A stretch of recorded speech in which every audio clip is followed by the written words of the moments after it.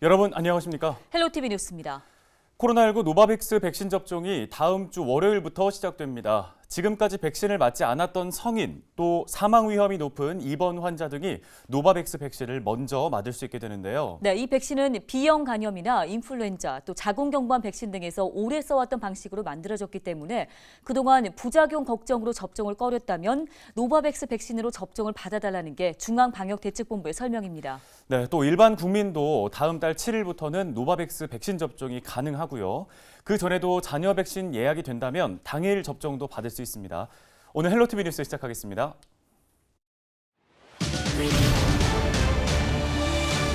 도내 일일 확진자가 처음으로 1,000명을 넘겼습니다. 다만 위중증 환자는 일정 수준을 유지 중이고 사망 치명률은 오히려 감소했는데 강원도는 24시간 의료상담센터를 운영하고 신속한 대응을 이어나간다는 방침입니다. 화천댐 건설로 겨울이면 고립되던 양구군의 한 마을이 80년 만에 육지와 연결됩니다. 하지만 정작 주민들은 만들어질 다리가 큰 소용이 없다는 입장인데 어찌된 일인지 취재했습니다. 오늘 정책 브리핑 시간에는 귀농귀촌 인구 확보 등 춘천시 농업기술센터가 올해 진행할 여러 사업들에 대해서 알아봤습니다. 동해시가 전 시민 대상 긴급 재난지원금을 지급합니다. 지원금은 1인당 20만 원으로 모두 동해페이로 지원되며 다음 달 14일까지 신청 접수를 받습니다.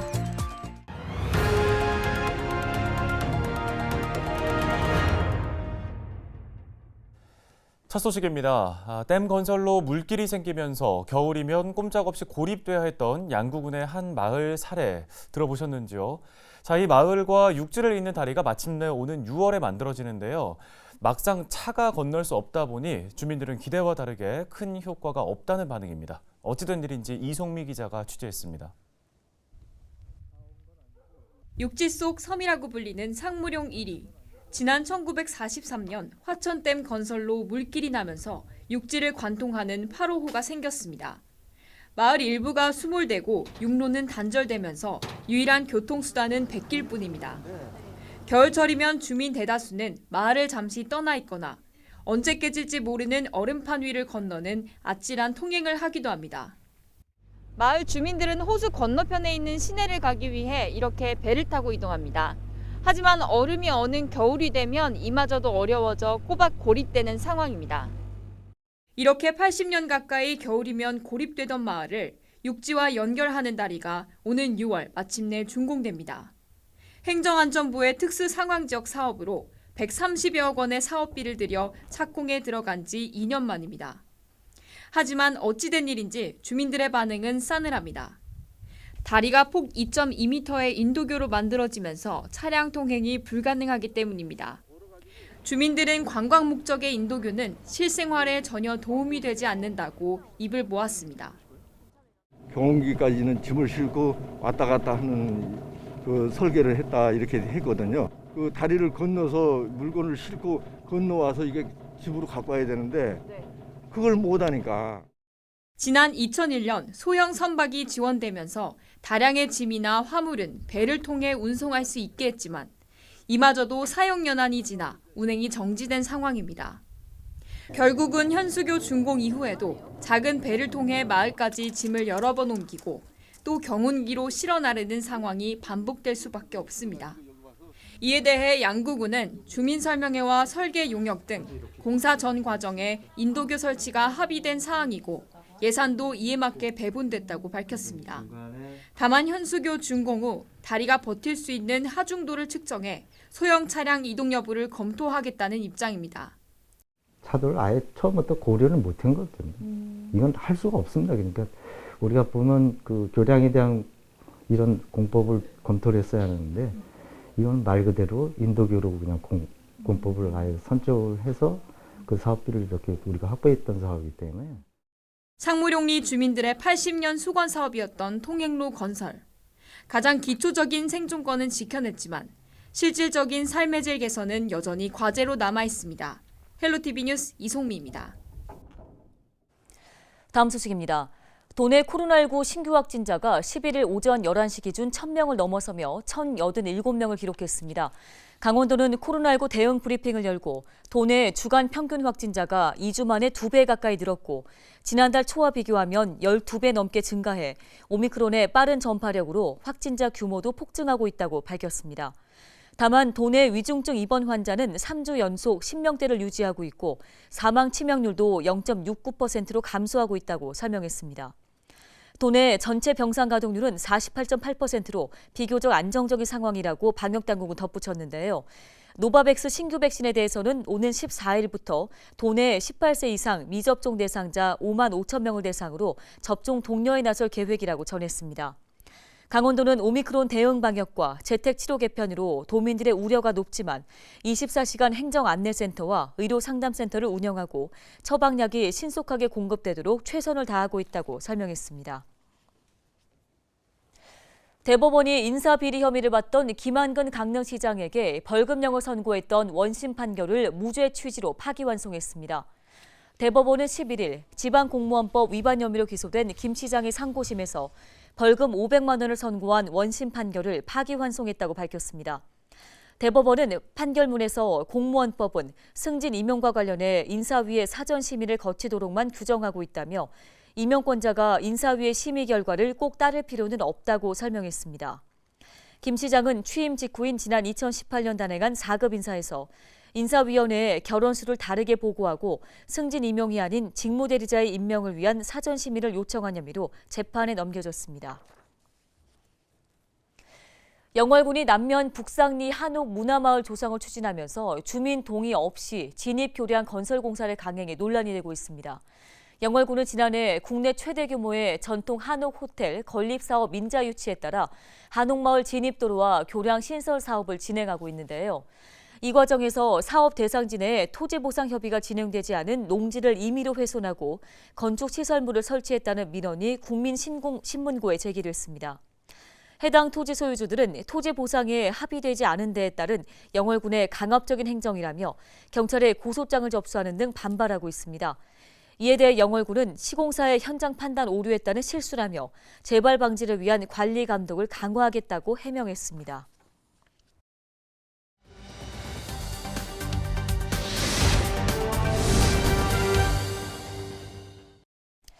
각 지자체의 올해 핵심 정책을 알아보는 정책 브리핑. 이번 시간에는 춘천시 농업기술센터가 올해 진행할 주요 사업들에 대해 살펴보겠습니다.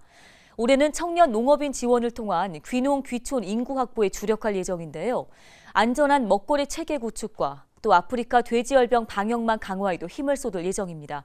양진호 기자가 전해드립니다. 2022년 춘천시의 주요 목표와 업무의 방향에 대해서 알아보는 정책 브리핑입니다. 이번 시간에는 춘천시 농업기술센터가 내세운 정책 방향에 대해서 한번 알아볼 텐데요. 이영훈 소장님과 함께 자세한 이야기 나눠보도록 하겠습니다. 소장님 안녕하십니까? 네, 안녕하세요. 춘천시 농업기술센터 소장 이영훈입니다. 이민년 새해 뜻하시는 모든 일 성취하시고 새해 복 많이 받으시기 바라겠습니다. 네, 춘천과 같은 도농 복합 지역은 농업기술센터가 가지는 역할이 무척이나 클 것 같습니다.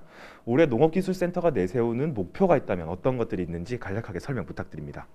네, 춘천시 농업기술센터에서는 농과 식의 만남으로 다 함께 행복한 도시, 농식품 산업이 지역 경제의 중심이 되는 도시 춘천 육성이라는 비전 아래 안전 안심 먹거리가 신뢰받는 농식품 산업 실현과 지속 가능한 농업을 위해서 각종 사업들을 추진해 나갈 계획입니다. 그러기 위해서는 농식품이 새로운 부가가치 창출을 위해 식품 산업 클러스터를 육성하고 지역에 우수하고 안전한 농산물 공급과 시민 여러분들께 찾아가는 로컬푸드 공급 순환 체계를 구축하는 데 최선을 다하겠습니다. 네, 앞서 말씀해 주신 것처럼 춘천시는 최근 청년 농업인들을 위한 지원을 이어가면서 귀농귀촌 인구를 확보하고 농촌의 활기를 불어넣고 있습니다. 올해는 그와 관련돼서 어떤 사업들이 준비되고 있습니까? 네. 먼저 농촌에서 살아보기 사업입니다. 이 사업은 귀농귀촌을 실행하기 전에 도시민들이 농촌에 장기간 거주하면서 일자리 생활을 체험하고 지역 주민과 교류하는 기회를 제공해서 성공적인 정착을 유도하는 사업입니다. 참가자들에게는 최장 6개월의 주거와 연수 프로그램을 제공하고 월 15일간 프로그램을 진행합니다. 기농기촌을 원하는 분들께 농촌 안착으로 이어지는데 큰 도움을 줄 것으로 기대하고 있습니다. 둘째로 청년 농업인 영농 정착 지원입니다. 이 사업은 청년 농업인들에게 생활 안정 자금을 3년간 월 100만 원씩 지급하여 농업 분야 진출을 촉진하기 위한 정책이 되겠습니다. 네, 지역민들의 안전한 먹거리망 구축 역시 농업기술센터가 맡고 있는 역할 중 하나입니다. 특히 그중에서 지역 특산물의 안전한 유통망을 만드는 것도 주요 과제 중 하나인데요. 이를 위해서 올해에는 어떤 사업들이 좀 준비가 돼 있습니까? 네. 앞서 2019년도에 지역 농산물을 유통할 수 있는 먹거리 통합 지원센터를 설립해서 현재 70개 초, 중고 학교에 식자재를 공급하고 있습니다. 작년부터는 공공급식에 지역 농산물을 공급하는 사업을 확대해서 초등학교 돌봄교일 과일간식을 비롯해 65세 이상 독거노인에 대하여 지역 농산물 꾸러미를 공급하고 임산부 친환경 꾸러미 지원을 통해서 강원도 전체 50% 이상에 공급하는 거점 역할을 하고 있습니다. 또한 지역 먹거리 유통망 구축을 위해서 올해 역점으로 추진하고 있는 로컬푸드 직매장 구축 사업입니다. 2022년도에 5, 6월경 삼천동 로컬푸드 직매장이 개장 예정으로 관내 농협에서 운영하고 있는 로컬 직매장 5개소를 비롯해서 6개소로 확대 운영하게 되며 향후 농산물 판로 확보와 시민의 안전한 먹거리에 대한 접근성이 강화될 것으로 기대하고 있습니다. 네, 마지막으로 지난해에서 올해도 역시 아프리카 돼지 열병이 지역에서 기승을 부리고 있습니다. 특히 이제 방역망을 구축하는 것이 무척 중요한 과제가 됐는데요. 이를 위해서는 어떤 것들이 준비가 돼 있습니까? 네. 우리 시관 내 양돈 농가에서 직접 감염된 사례는 없습니다. 야생 멧돼지 폐사체에서는 2020년 8월부터 현재까지 195건이 발생하였습니다.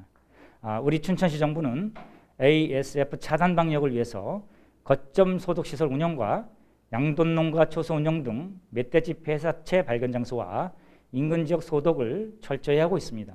또한 개별 양돈농가에서는 자체 소독 및 멧돼지 기피제 살포와 2, 3중의 방역 울타리를 설치해서 ASF 차단 방역에 만전을 기하고 있습니다.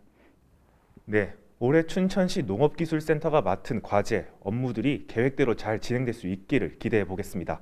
지금까지 정책 브리핑이었습니다.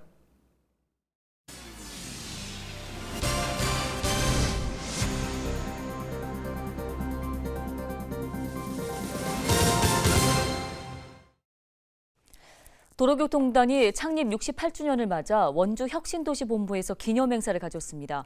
공단은 지난 1954년 2월 대한교통안전협회 중앙연합회로 설립돼 교통안전시설 개선, 운전면허시험 관리, 교통안전교육과 홍보, 방송 등 도로교통안전 종합전문기관으로 운영되고 있습니다.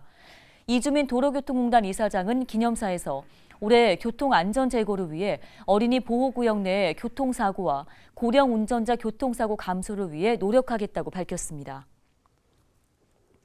동해시가 모든 시민에게 1인당 20만 원의 긴급 재난지원금을 지급합니다. 지원 대상은 1월 24일 기준 주민등록상 동해시에 거주하고 있는 시민으로 지원금은 동해페이로 지원됩니다. 신청 기간은 오는 3월 14일까지로 그리고 어플리케이션 설치 후에 재난지원금을 신청하면 됩니다. 지난 2010년 강원도 양구에서 발굴된 한국전쟁 전사자 유해 신원이 확인됐는데요. 국방부는 전사자 유해 신원이 1951년 5월 입대해서 제7사단 8연대 소속으로 참전했던 고 이호서 하사로 확인됐다고 밝혔습니다. 이 하사는 입대 직후 8월 1일부터 10월 1일까지 벌어진 동부전선 백석산 전투에서 전사한 것으로 추정됩니다. 국방부는 발굴이 완료됐지만 비교할 유가족의 유전자 시료가 없어 신원이 확인되지 못한 전사자 유해가 만여 구에 달한다고 밝혔습니다. 지난해 심정지나 뇌혈관 질환 등 중증 응급 환자 33명이 소방대원의 도움으로 무사히 생명을 구한 것으로 확인됐습니다. 이에 따라 강원도 소방본부는 소방대원과 일반인 등 117명에게 하트세이버, 브레인세이버, 트라우마세이버 배지를 수여했습니다. 헬로티비 뉴스 마칩니다. 네, 시청해주신 여러분 고맙습니다.